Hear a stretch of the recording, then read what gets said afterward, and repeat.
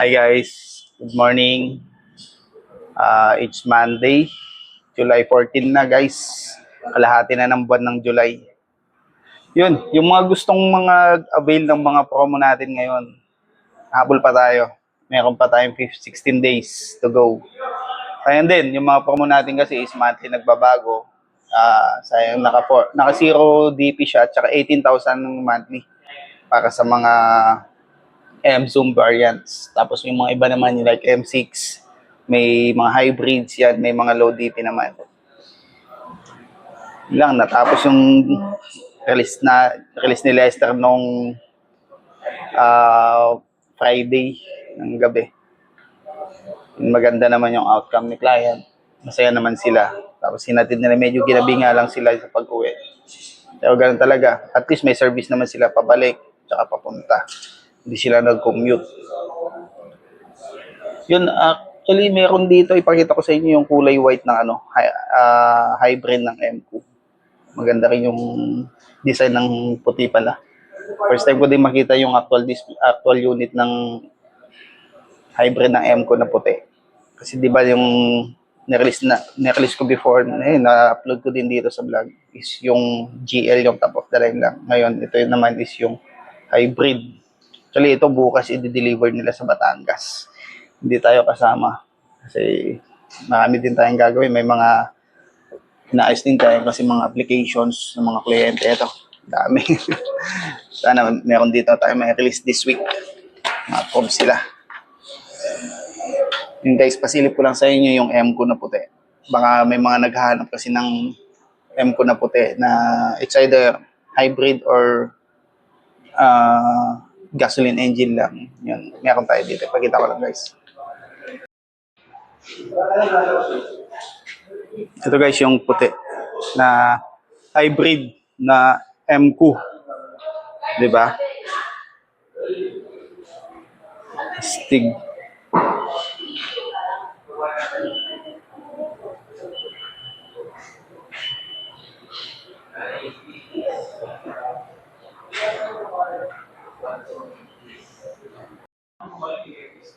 Yan guys, ito yun. Ito yung cockpit area ng M-Zoom, M2 hybrid. Itong M2 hybrid, ang kaibahan nila dun sa GL variant na hindi hybrid is yung engine. Ito kasi is 2.0 liter na siya. At saka meron siyang electric motor. Ito is dedicated hybrid siya guys. Ito yung cockpit area, saka yung loob. Ito pala is i-deliver nga ito bukas sa Batangas. Kaya ngayon itinitint siya, guys.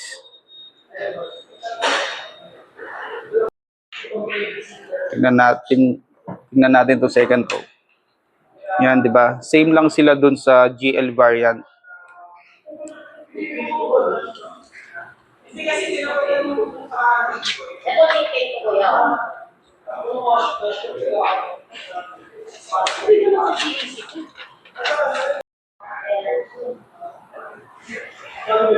Guys, tinitint na. Yan. Si Sir Patrick pa rin yung tumitira. Ilan titint mo ngayon, Sir Patrick? Apat? Pangilan to? Una pa lang? Dami pa. Bukas i-deliver yan. Di ba? Apat yung ititint niya ngayon, pero siya lang mag-isa. Kayang-kaya yan. Sabi nga sa iyo guys, walang back job yan.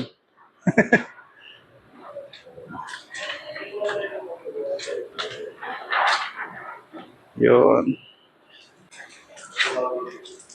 Ganda nito guys, oh. Actually, may client din tayo nito no Sabado. Walk-in natin siya, nag-apply siya, trinay natin. Sana ma-approve at may release din natin this week. Hindi naman white yung gusto niya. Ang gusto naman niya, ito. Yung black or yung Starlink, yung green. So guys. Ano shade tinalagay? Medium. Oh, maganda rin kasi yung medium eh. Deliver to sa Batangas City bukas.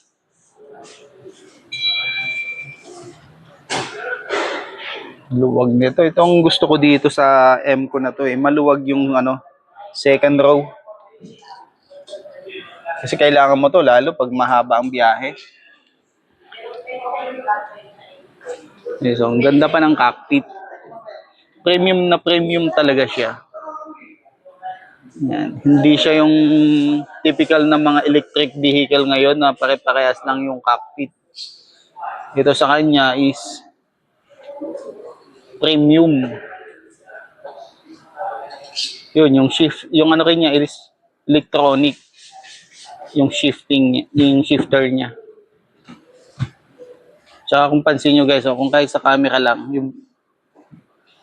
yung visibility niya dito sa pag ikaw ay driver, wala siyang blind spot guys. Ayan. Wala siyang blind spot. Tsaka isa pang nagustuhan ko dito sa MQ is yung compartment. Ang laki ng compartment dito. Ang luwag. 'Di ba?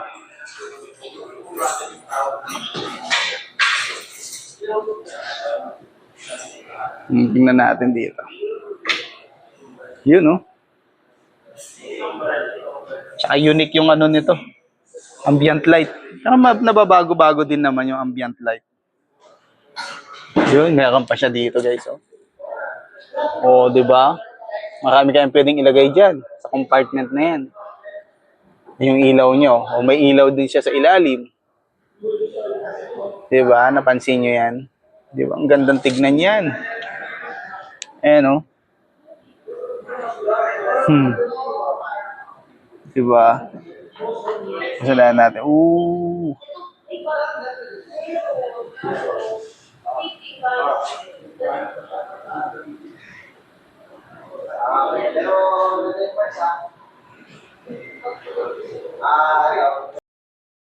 Yun guys, nakita niyo yung ano, yung M ko na hybrid na kulay white. Ganda rin siya, malaking tignan. Yun guys, kung mga gustong mag-inquire o kaya umorder or mag-test drive ng mga unit natin, message lang kayo dun sa number natin. Ilalagay ko dito sa description. Andun yung ilalagay natin yung personal number ko dun guys. Text lang kayo or tawag po kayo. Kung ano may yung pwede ko may tulong sa inyo.